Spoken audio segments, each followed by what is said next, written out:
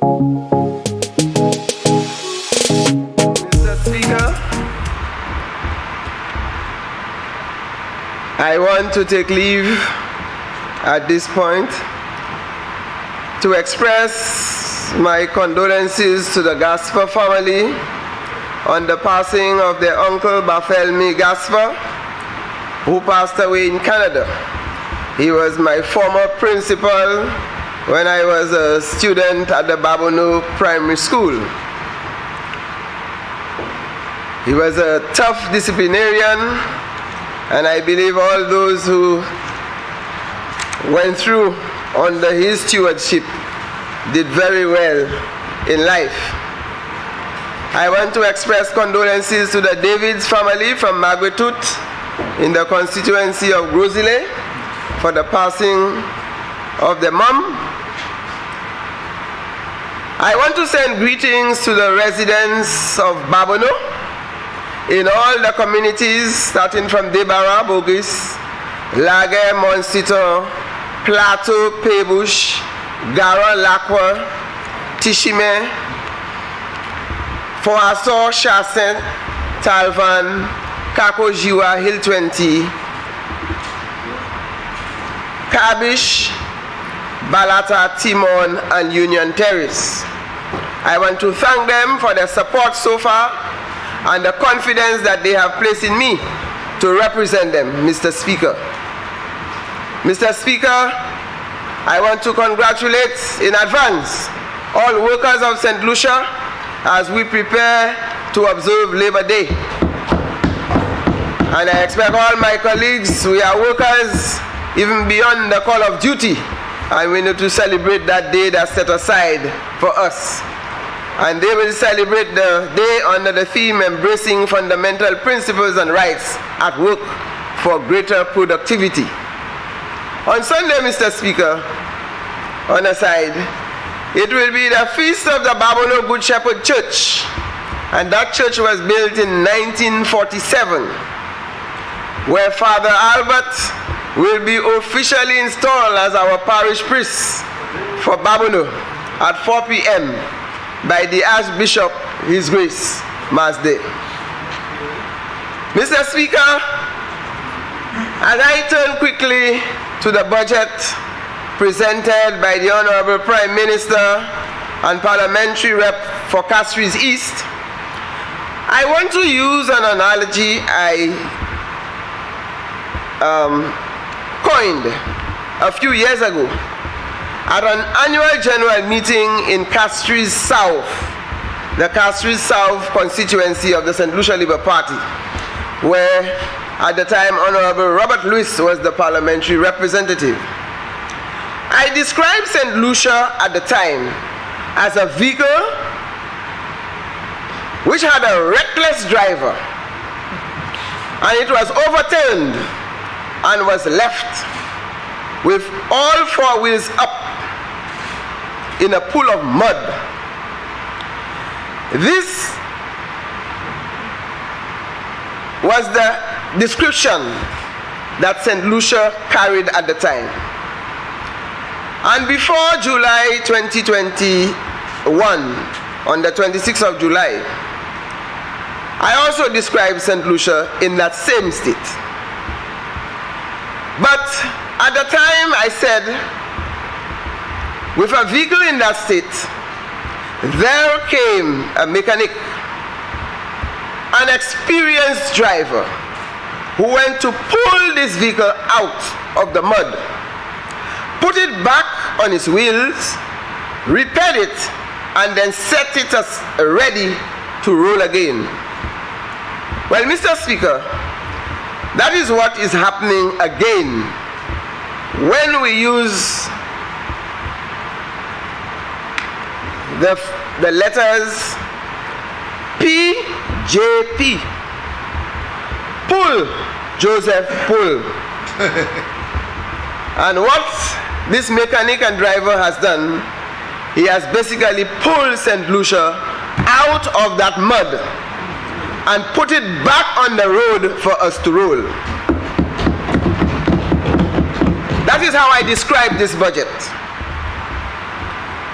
Mr. Speaker, I am so focused on the goal of helping to improve the quality of life for St. Lucians that I spend very little time and energy focusing on those who destroyed the country and left it in unnecessary debt, which this government has to honor. Mr. Speaker, pour l'État gouvernement ça là amassé Saint-Lucie 28 juillet 2031. Excellent gouvernement ça là entré à bas conduite premier ministre qui sorti Castries East avec Nakawe avec 18 mois ils ont tiré cette lycée en canal là la bois, ils ont nettoyé, ils ont repayé et puis ils mettaient au chimère pour nous ça rouler, Mr. Speaker. Mr. Speaker, on the 26th of July, after the victory of the St. Lucia Labour Party, the Prime Minister assigned me the responsibility for the Ministry of the Public Service, Home Affairs, Labor and Gender Affairs. We haven't had a conversation about that up to today after 18 months. We just have to continue to do what we have to do. But Mr. Speaker, the Department of the Public Service is what will help this budget become a reality. And everything I say here, Mr. Speaker, I will link it to the theme of the budget, health and security, the pillars for sustainability. And without a strong public service, no matter what plans, what ideas, how much money is allocated, we will not see the results. And therefore, Mr. Speaker, we are getting ready to reform and modernize the public service in order to get the wheel of government to turn at a faster rate. In preparing for public sector reform and modernization, this will be a huge undertaking, but we must and have to restructure the public service. Failure to do this means the government's operations will be doom and gloom. Mr. Speaker, when I looked at the budget, I went from page to page, and I'm saying, where is the public service? Where is my department? And Mr. Speaker, it dawned on me that the public service and my departments are all over the budget because they have to make this budget a reality. Mr. Speaker, as stated in the budget under the theme Health and Security as Pillars for Sustainability, we must uphold the principles articulated which speaks to inclusiveness, accountability, equity, meritocracy, and rule of law. And Mr. Speaker, we have a challenge to keep law and order in this country because there had been a breakdown of law and order prior to this government coming in. And that is why today, Mr. Speaker, we have all the challenges dealing with violent behavior in this country. We need a public service which will adhere to the principles. One, the first step is to design and enact new legislation to start the process to effect changes and the culture of the public service to get greater productivity. And that is how we will achieve health and security and stability and sustainability in this country. Mr. Speaker, we have had several sessions to look at the Public Service Management Bill and Regulation.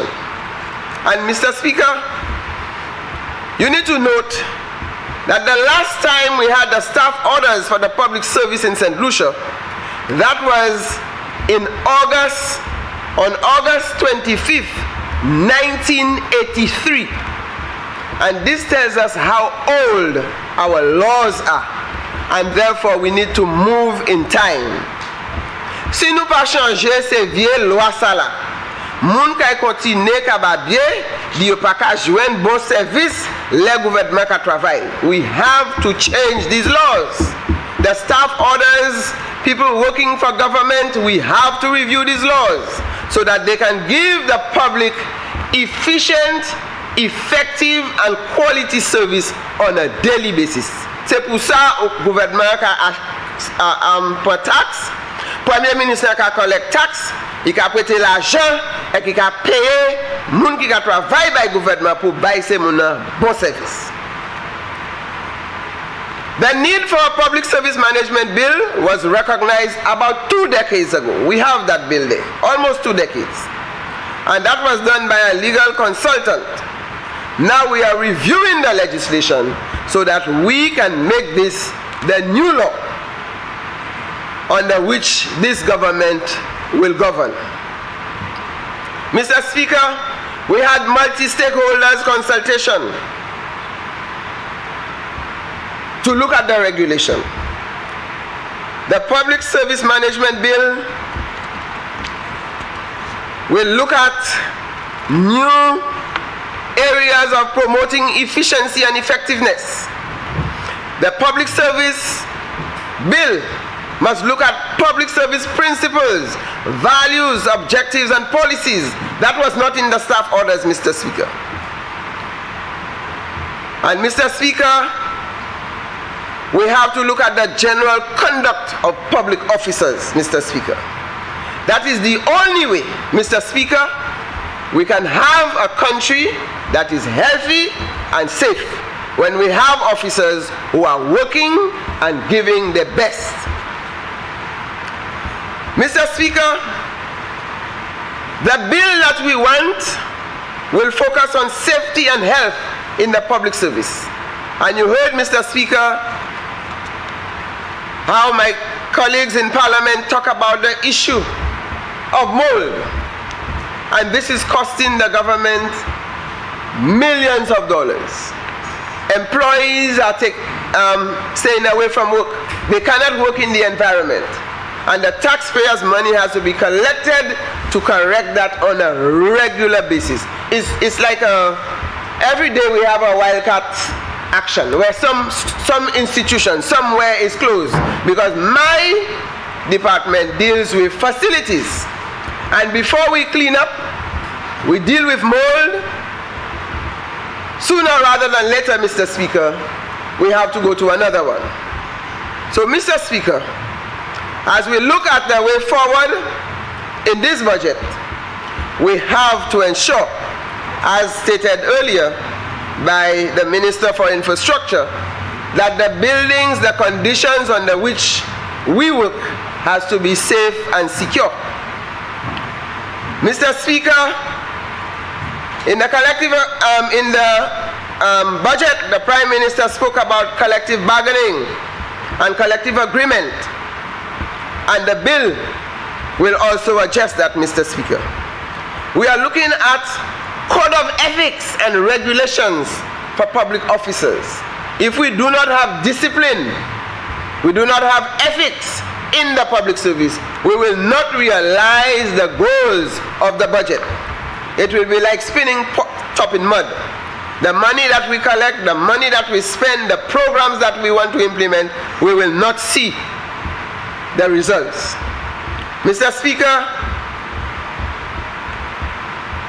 we are moving in the technological age, and the Ministry of the Public Service is responsible for the public sector modernization development strategy, which is aligned to the 2023-24 budget.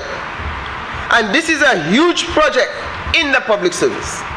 The scope of the project, which costs approximately $12.6 million US, and we want persons to embrace that, or else that money will go to waste. Mr. Speaker, sans arriver Kote nou pa ka fè bagay kon ti boutique. This budget is there to advance St. Lucia, bring St. Lucia to the next level. And based on the programs identified under the different sectors and the plans of the Honorable Prime Minister, we need the modernization, the technology to help us achieve that. Mr. Speaker, the public service is the clearinghouse of all government's human resource management and training or development. It has the responsibility to build organizational structures among all government agencies as well as maintenance of all government facilities. In the coming months, we will explore the possibility of bringing all units of the public service under one roof for greater cohesion, coordination, and to develop a new culture of operation for better customer service. Mr. Speaker, our digital transformation strategy is already bringing results. Government is already saving millions of dollars when we go in the technological world. And the digital transformation strategy focuses on business, education, health, tourism, agriculture, and government. It will involve citizens and society, businesses, and the public service. And when you look at this budget, Mr. Speaker, we are focusing on improving business community. We want to improve the quality of education. We speak to the laptop and all the things that government is putting in education. And this budget focuses on health and quality of health. We talk of tourism, which is the mecca generating revenue for this country. We need agriculture for food security and safety, and we need good governance. Mr. Speaker, we have to focus on the policy pillars and accelerators that will focus on digital transformation, governance and funding, digital community skills and training, integrated digital architecture and infrastructure, and digital security and trust. The introduction of online service to do business with government will result in huge savings to government, and the main objective is to deliver quality service to the public in a more efficient and effective manner. So, Mr. Speaker, when I look at this budget, we move quickly to the Department of Gender. And the Department of Gender speaks to equality between men and women in all aspects of the society. This is the department, Mr. Speaker, you would not have seen reflected heavy in the budget, because this department is almost self-sufficient in terms of their projects and programs. And I have always said that when we put gender on the agenda, others put us on their agenda. Because a lot of support is out there to ensure that there is gender equality between men and women. And for this reason, we have a number of projects going on in the gender department. But what this government has done is to provide the infrastructure, where the Prime Minister has given the gender department the request in terms of physical space and additional staff for them to be able to deliver. Mr. Speaker, we have the National Gender Equality Policy, which we are going to implement in this financial year. Avec la nous garder situation madame et monsieur, nous ka parler côté madame et monsieur ni pour égal. Yon pas ni pour devant, yon pas ni pour derrière. Là madame et monsieur maé yo ka chebe yon bolot, yon pas ka devant l'autre là pas ka derrière. So yon ni pour égalité, non ni pour ni égalité. So that is what we talk about, equality in gender. And Mr. Speaker, when we talk about security, we talk about violence and some of the ill or antisocial behavior in our country. This is what the Prime Minister spoke at length on this issue in the budget. Therefore, Mr. Speaker, we have to look at the elimination of gender-based violence. You must not dislike somebody because the person is a man or because the person is a woman. You must not beat somebody because the person is a man or because the person is a woman. This is not tolerated. And that is what we call gender-based violence, that some people are receiving violent acts, especially women and girls, because they are women. And therefore the country has legislation to speak to that. Mr. Speaker, we have to look at the governance and gender mainstreaming. And this government has taken a policy decision that it will mainstream gender in all its programs. So when we look at all the projects that we have in the budget, Mr. Speaker, we have to look in the implementation process to ensure that both men and women are treated equally. And that is what we mean by gender mainstreaming in the budget. So when the Prime Minister speaks to construction, he speaks to agriculture, he speaks to tourism, any project that the government implements, we have to check to see whether men and women are treated equally and fairly. Mr. Speaker, women are playing a very important role in economic development in the country. And we speak to women's economic empowerment and environmental sustainability, recognizing the contributions of women, especially women in rural settings, for food security and environmental sustainability. The government of St. Lucia, and this budget speaks across, the goal is to alleviate poverty, which is strategically rooted in skills development, including financial literacy and business development and management. A lot of women, Mr. Speaker, were not venturing into business because they have the nurturing personality behavior where they take care of their family and their children, and they would not want to venture into business. But now the world of work has opened up and women are taking advantage of this opportunity.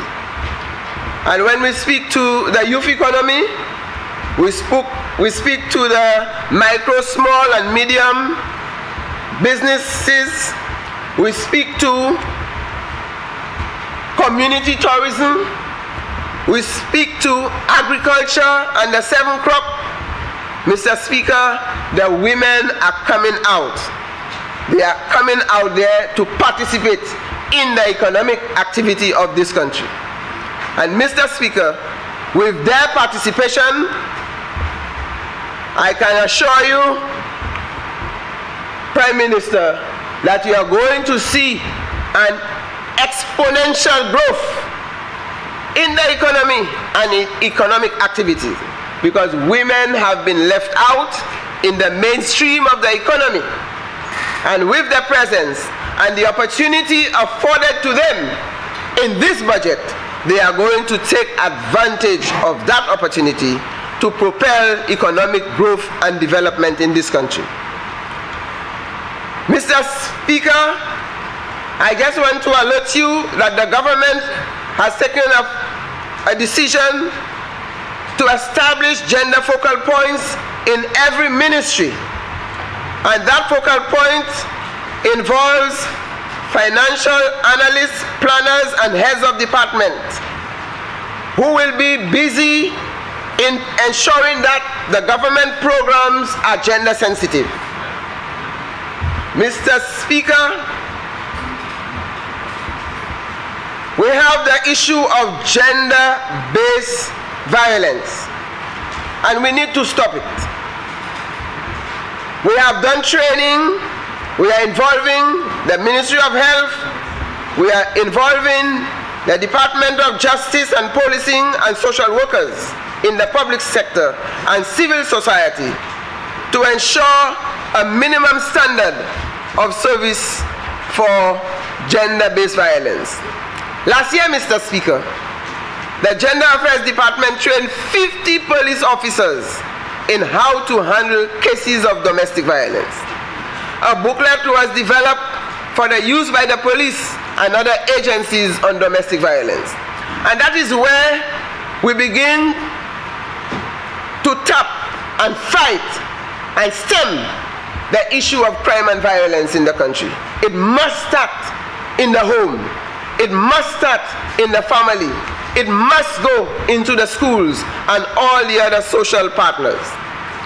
The Prime Minister has made a commitment to support all programs and to promote gender equality in the society. Hence, he has demonstrated that by his actions. One, the appointment of a commissioner of police who is a woman. The president of the Senate who is a woman, and I see her present in this group, so the eyes have it.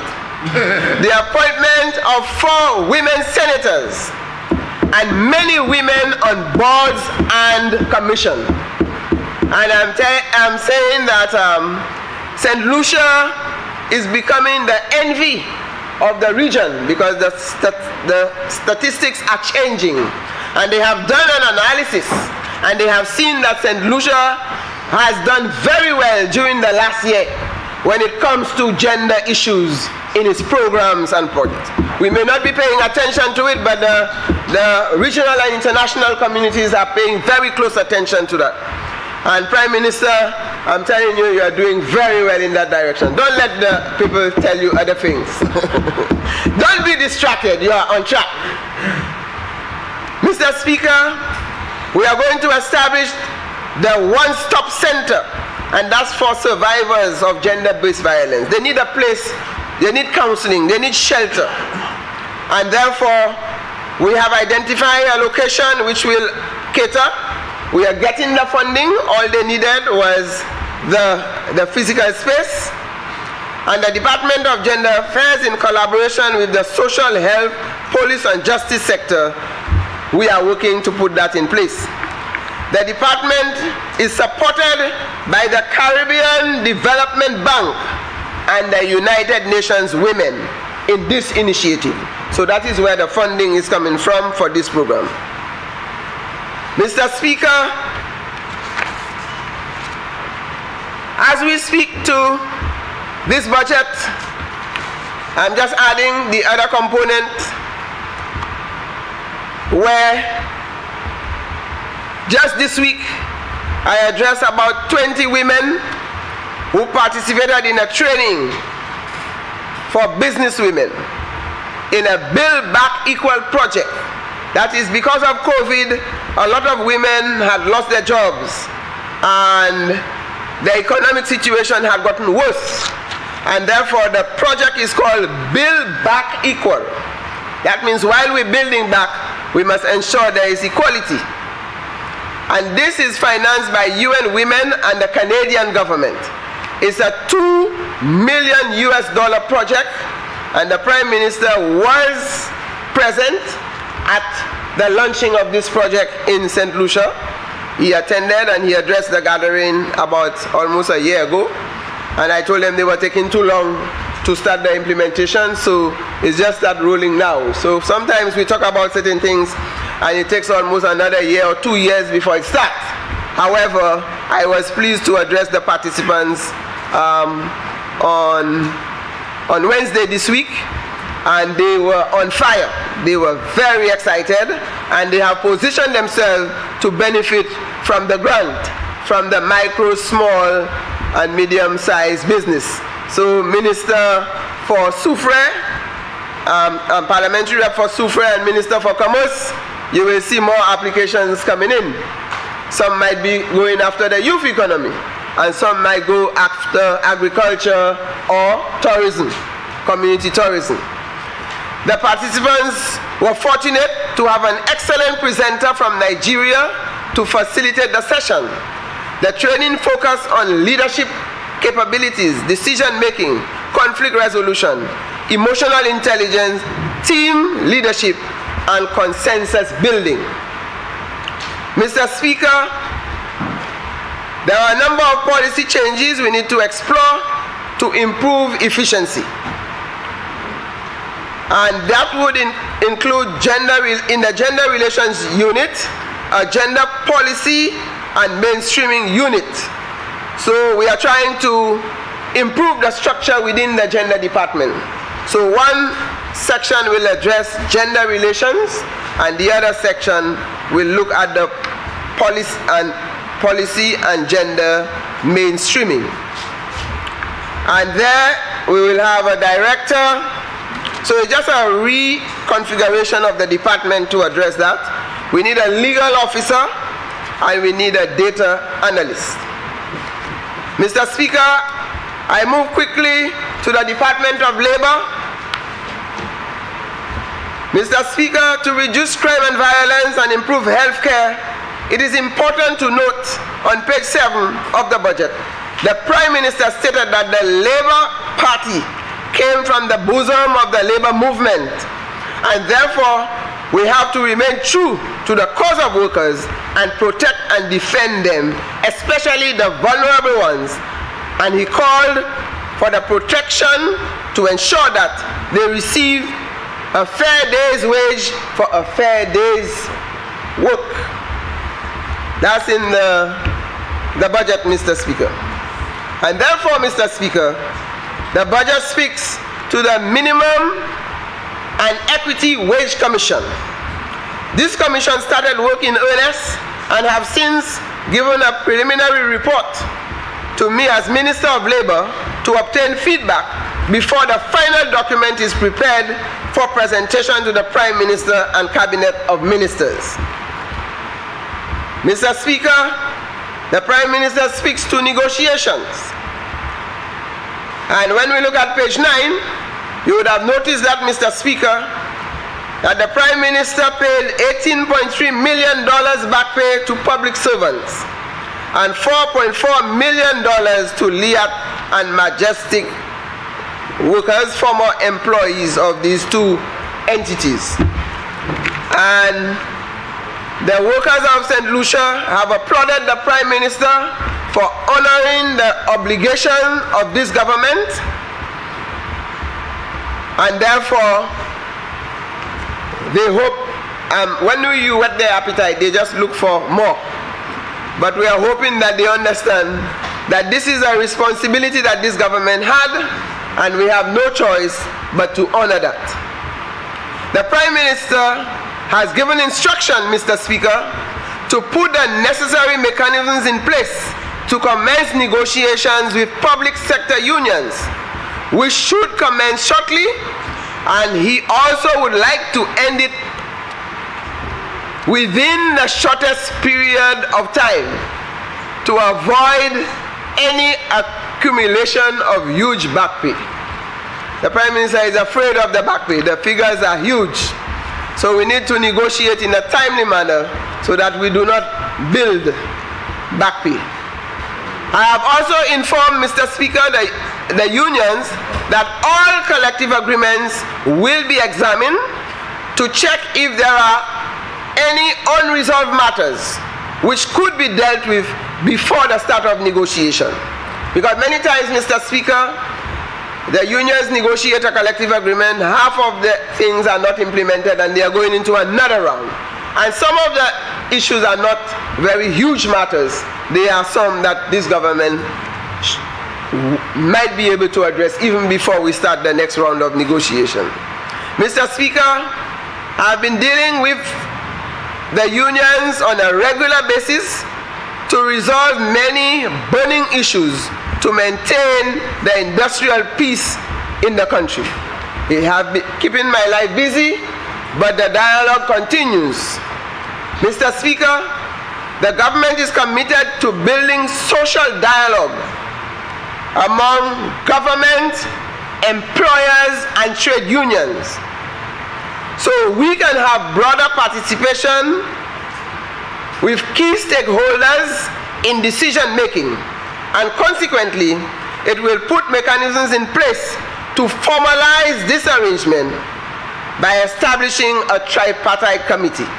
That discussion was held with the Trade Union Federation, and they have welcomed the idea.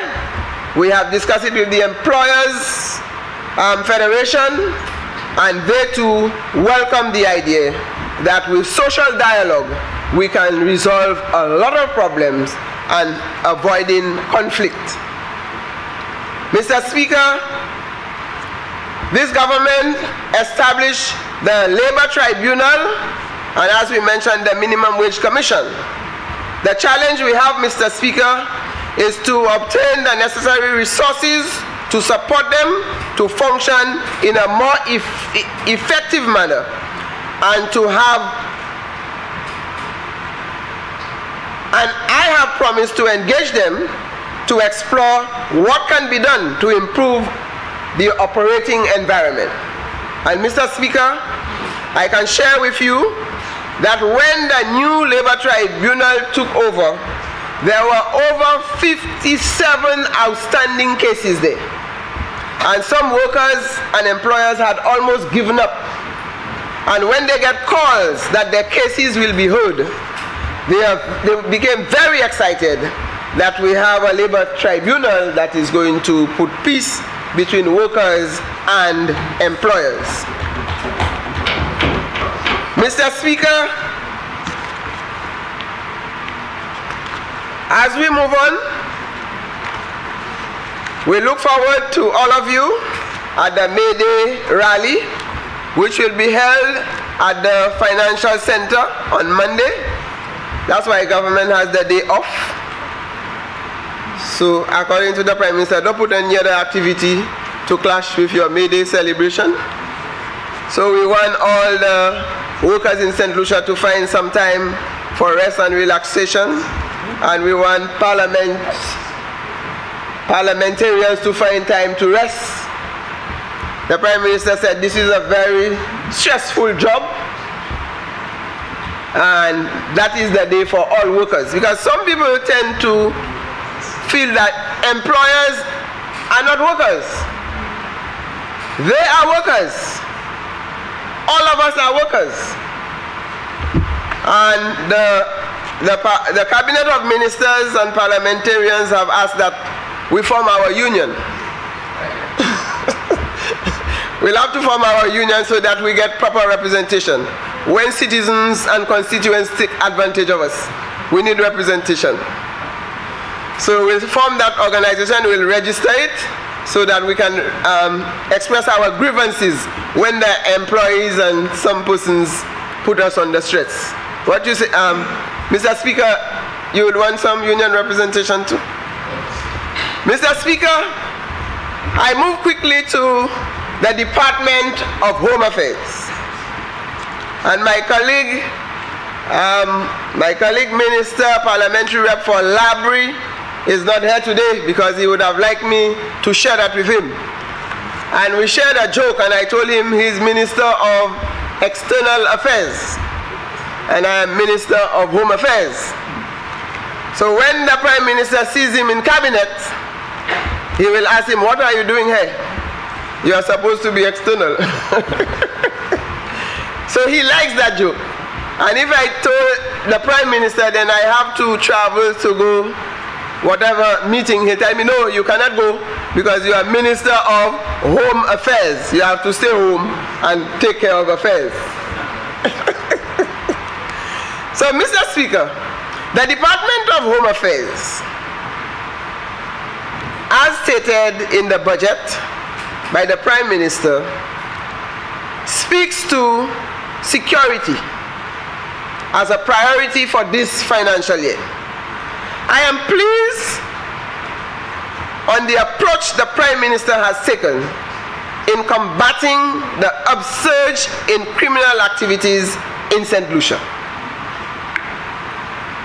Mr. Speaker, he is recommending a holistic approach, and that it is not left to the police and government, meaning politicians.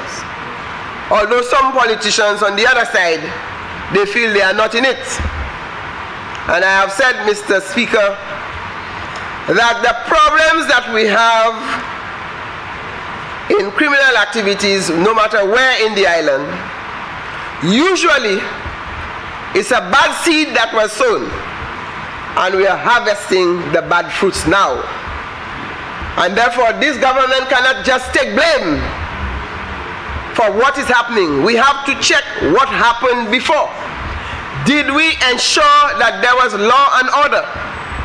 Did we ensure that we planted good seeds so that today we can harvest good fruits?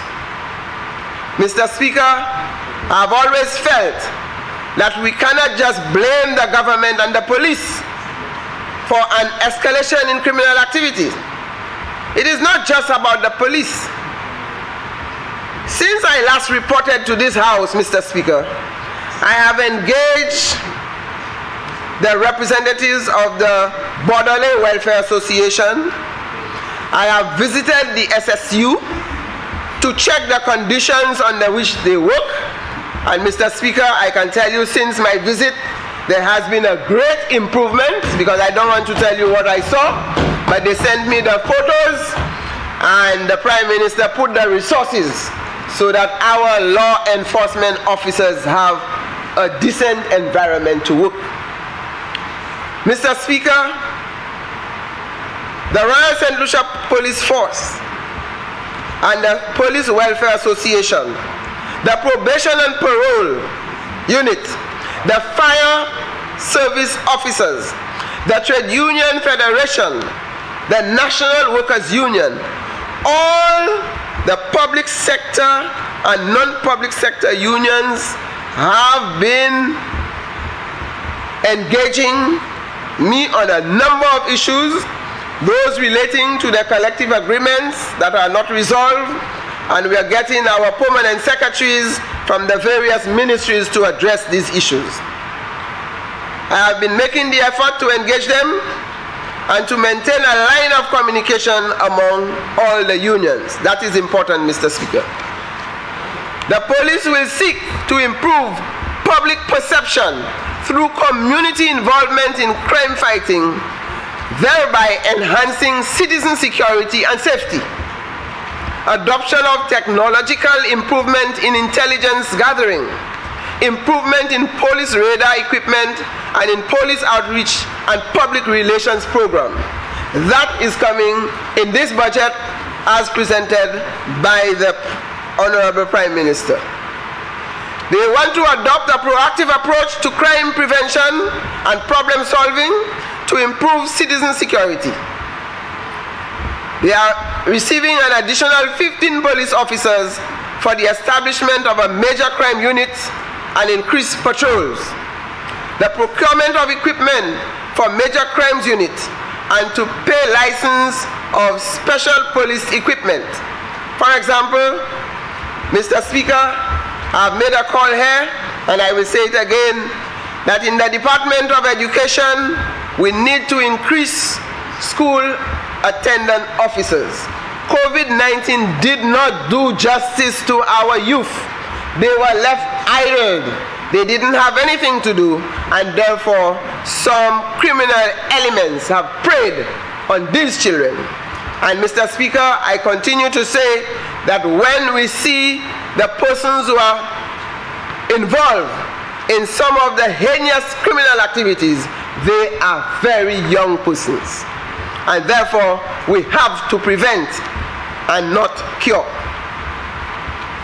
Mr. Speaker, to create a safe for road traffic environment through public sensitization, enforcement of traffic laws, and stakeholder collaboration. To purchase additional police vehicles, implement traffic management project, procurement of equipment for police visibility project. All these are enshrined in this budget to improve security in this country. Mr. Speaker, the government is also embarking on a vexing issue among the protective services, and the Prime Minister has committed that we will address the matter. And right now, as we speak, Mr. Speaker, we have some experts on the ground that are involved in revisiting the benchmark qualification for the protective services, and they should give a report very soon. That will address a lot of the teething problems we have with the way protective officers are promoted. And it was one where the promotions were aligned to certification. And we have discovered that when we look at what happens in other countries, that the protective services require very, very good skills, abilities, and experience for them to perform well. Not how many degrees you have, is how well you are on the ground. To deliver a professional police service through capacity building, training, and human resource management, the Prime Minister has quadrupled, triple, double, exponentially increased the budget for training of the protective services. Mr. Speaker, you would have heard the story that when we came in, the last government did not see the need to give our officers the skills and the knowledge that they need for them to do their work. And this Prime Minister has increased that. In fact, this year he increased it by another $300,000. Mr. Speaker, we have to look at regularization of salaries for special constables, training which represents an increase in the police training vault, repairs to police facilities, drug squad building, rental of new premises for immigration units and other police facilities, to create border management in collaboration with other law enforcement agencies and stakeholders, the commencement of a witness protection program. This government is investing heavily in national security and safety of our people, and we want our St. Lucians to play their part. Work with the law enforcement officers, because when you protect your neighbor, you are also protecting yourself.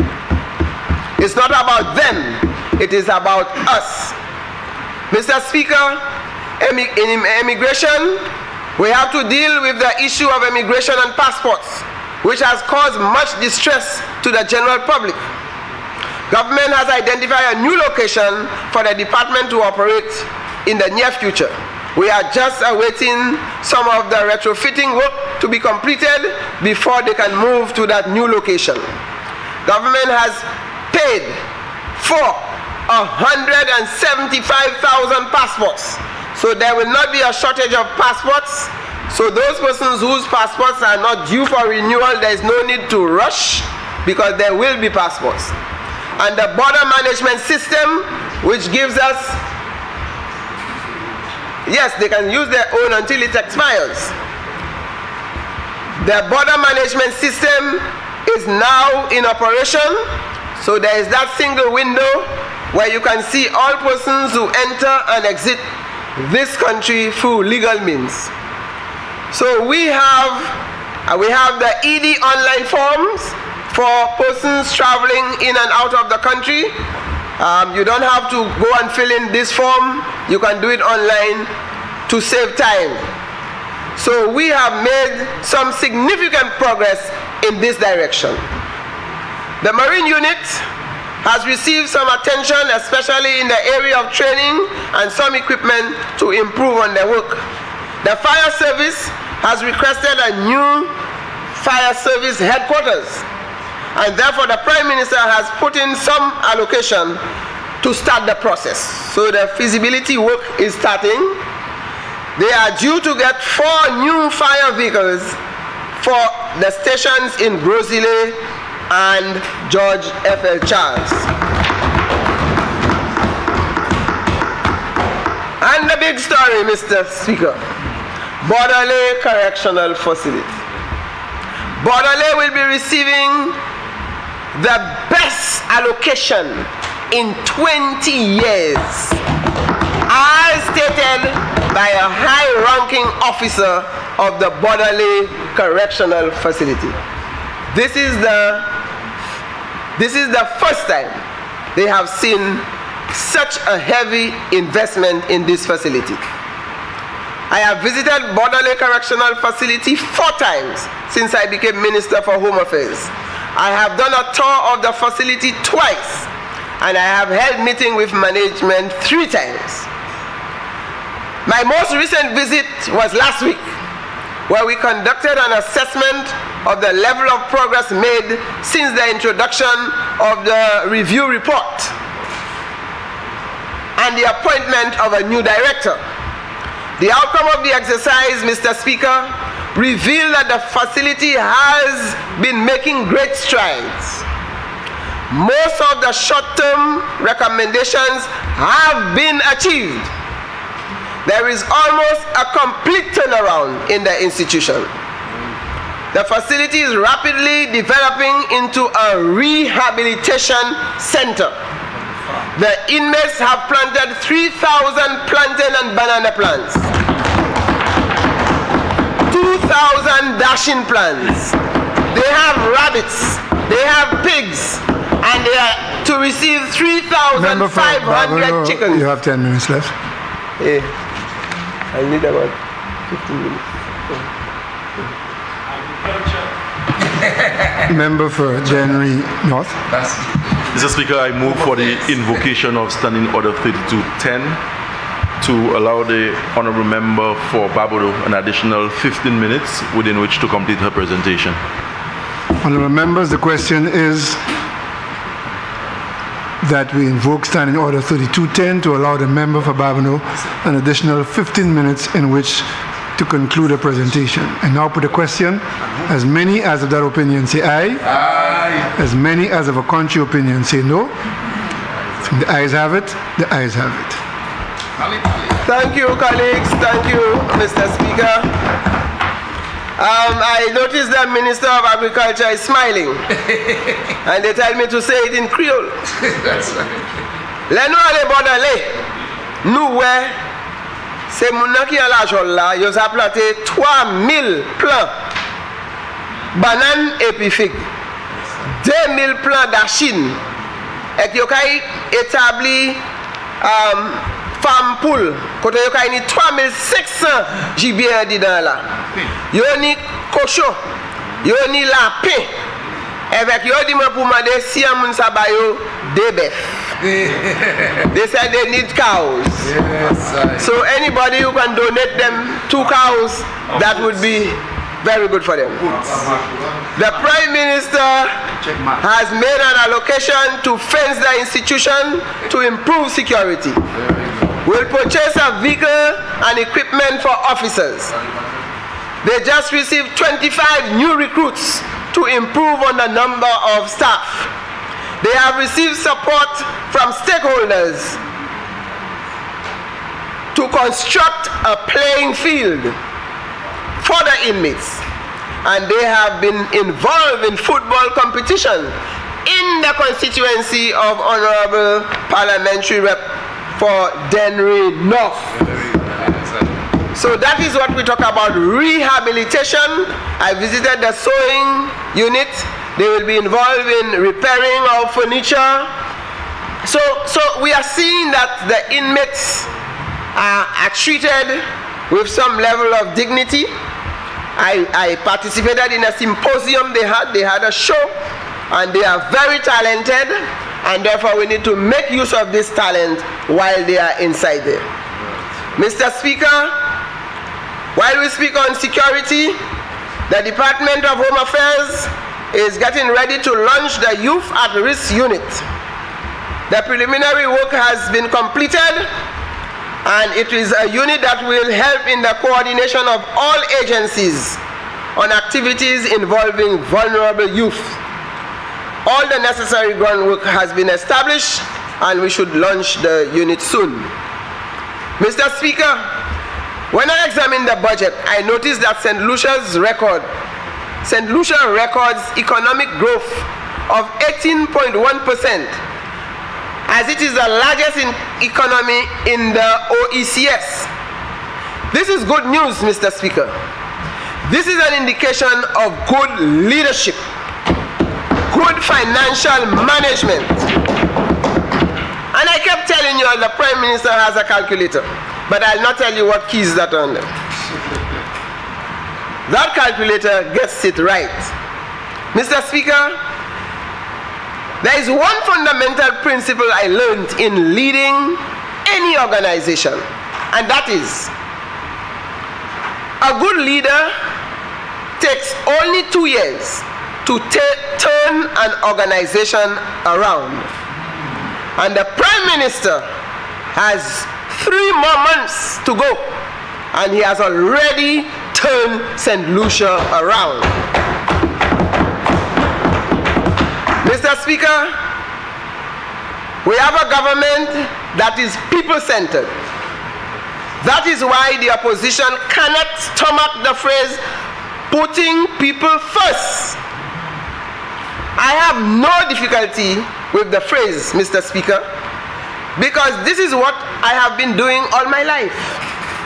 All my life.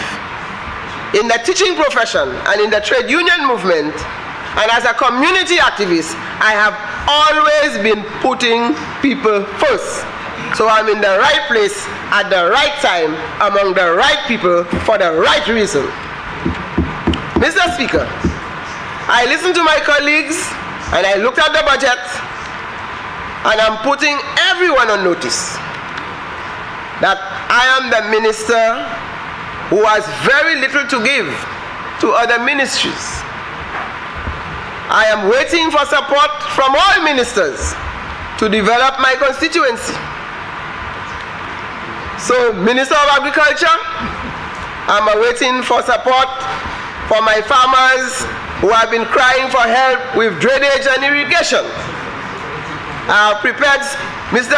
Minister of Agriculture, I have prepared some gas vouchers to help them in the dry season. 57 farmers will benefit from that. They are crying. They cannot water their plants. So I'm waiting for the rest from you. No, we'll wait, because we are waiting for that to ease up before they irrigate. Although when too much rain comes, they get flooding. We are starting our kitchen garden competition, Minister of Agriculture. So we are waiting for the support. When I check on you, the Prime Minister, you tell me check the Prime Minister. When I check the Prime Minister tell me check you. So I want to know who to check. So we want to see agriculture moving in the constituency. Minister of Youth and Sports, I need your support. We have started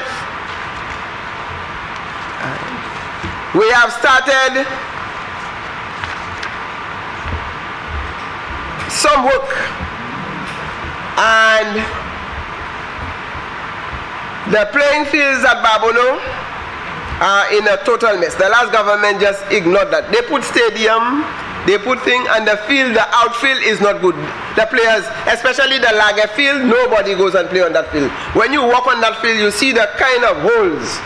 You swear it's smooth when you look at the grass, but when you walk in, Mr. Speaker, it's a mess. Babono was one time described as the sports capital of St. Lucia, and I will not allow it to slip away. Yes, Babono, not me that coined it. Find out, check your history. When we had Laverne Spencer in the Olympic, we have Albert Reynolds. We have, no, just check the records, not me. Just, right?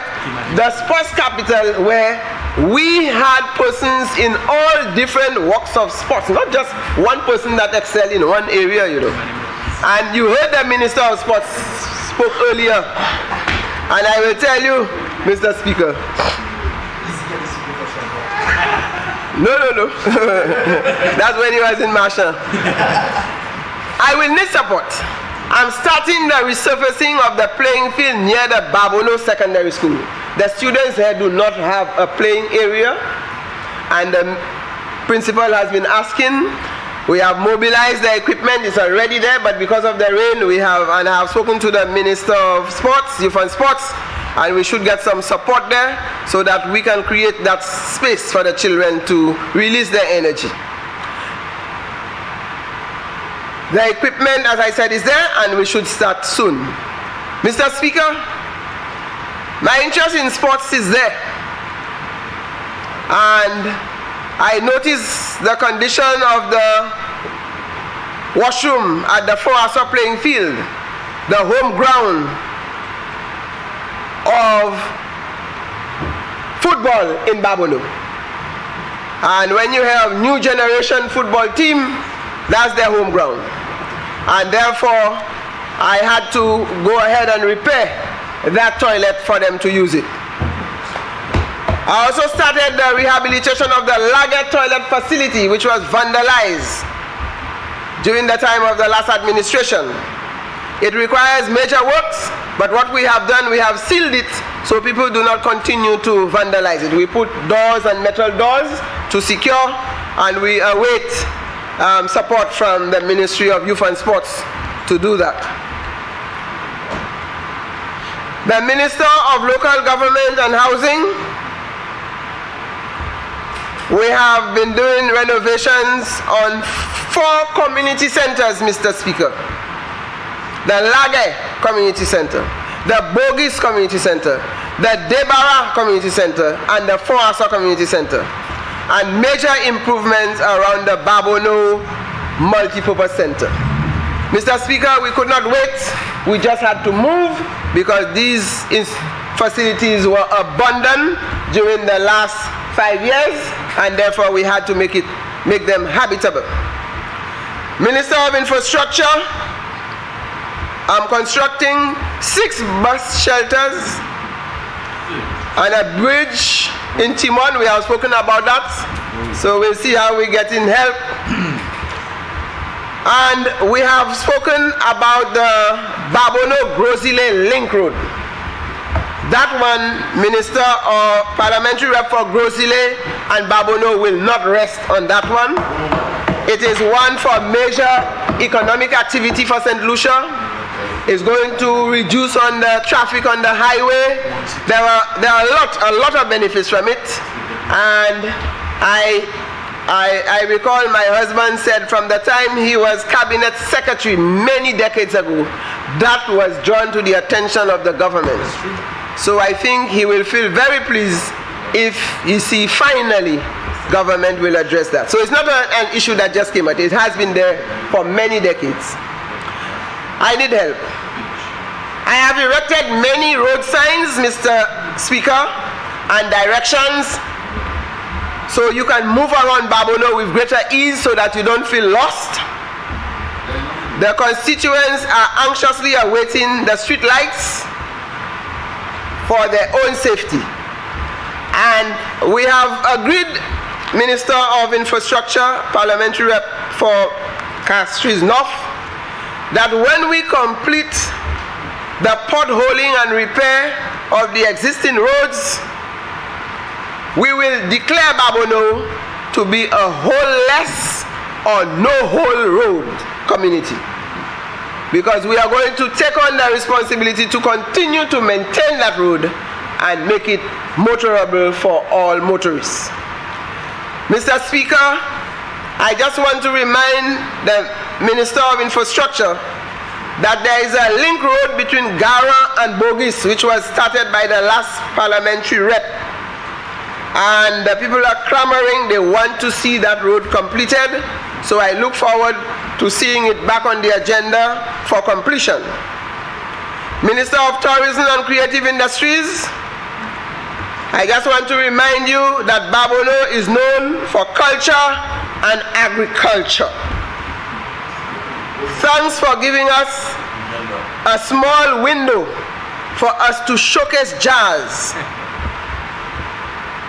and carnival in our community. We are bringing life back to Babono because Babono had been sleeping and snoring for the last 5 years. Under Ezekiel. So we want our fair share of celebration. Babono had a very rich cultural background. All that is disappearing. Kele, all the drumming, the history is there, but we are losing it. Okay? So with your support, we are going to bring that back. We also want our share of our community tourism. That is important. Minister of Commerce, we want to establish our cooperative. Long time ago, Babono used to have a cooperative. That disappeared decades. We want to set up our community foundation for Babono. Minister of Equity, so far so good. But I have 3 small communities I'm getting ready to transform. And all the areas will be supported. Sometimes we try to talk about poverty and improving the quality of life. But Mr. Speaker, what we have to do, we have to transform the community, not just giving little handout. So we are starting with 1, a major cleanup. 2, housing will come in with housing repair. Then we have the bundle from Flow where they have internet. We'll get the devices for the children. We create employment for the people there. And they will transform that area. There are 3 communities in Babono. We really need to do that transformation. Mr. Speaker, the budget that we have in front of us, I describe it as a budget which is pregnant. It has just gone into labor and it will soon deliver what the St. Lucian people have been waiting for. The social support is necessary in all aspects of national development. This budget is a comprehensive budget. It touches on the fabrics of society. It caters for all persons in the society. All we have to do is to implement in a timely manner so that we can bring services to our people. Mr. Speaker, I give 100+ support to this budget as presented by the Honorable Prime Minister and Minister of Finance and Parliamentary Rep for Castries East. Let me take this opportunity, Mr. Speaker, to thank the Almighty God for the strength and health to serve the people of St. Lucia. In a capacity as parliamentary representative for Babono, and let me thank the Prime Minister for his trust and confidence in me to hold the fort in the public service, home affairs, labor and gender affairs, and thank the supporters from my constituency for their confidence in me. I want to thank my cabinet colleagues for their support and cooperation and camaraderie. Let me thank my husband, Mr. Victor Poyotte, who has accused me of neglecting him when I put the people first. Order. And my brothers and nieces and nephews, especially my niece, Mr. Speaker, who played the role of Prime Minister when his preschool visited the Prime Minister. She's an admirer of the Prime Minister. My secretary at the constituency office, Calder Sebastian, my personal assistant, Marilyn, Dr. Tekla Fitz-Louis, for her support in coordinating events in Babono, Mr. Linus Justin, project supervisor, and many, many others. Mr. Speaker, I thank them for the support. I thank them for the encouragement. Let me thank my staff in the public service, home affairs, labor and gender affairs. My permanent secretary in the Department of Public Service, Ms. Janet Bernard, and Deputy Permanent Secretary, Mrs. Sheila Imbat. Permanent Secretary in the Department of Home Affairs, Dr. Elizabeth Bailey, and her deputy, Mr. Ricky Quinlan, and all the other heads of departments in the ministry. A special word of appreciation to Ambassador of the Republic of China, Taiwan, His Excellency Peter Chen, and Ambassador of Venezuela. They have been very supportive of the people of Babonneau. Mr. Speaker, I thank you for your attention as I close by giving my unconditional support to the Appropriation Bill for 2023-2024 as presented by the Honorable Parliamentary Representative for Castries East and the Prime Minister of St. Lucia. I thank you, Mr. Speaker.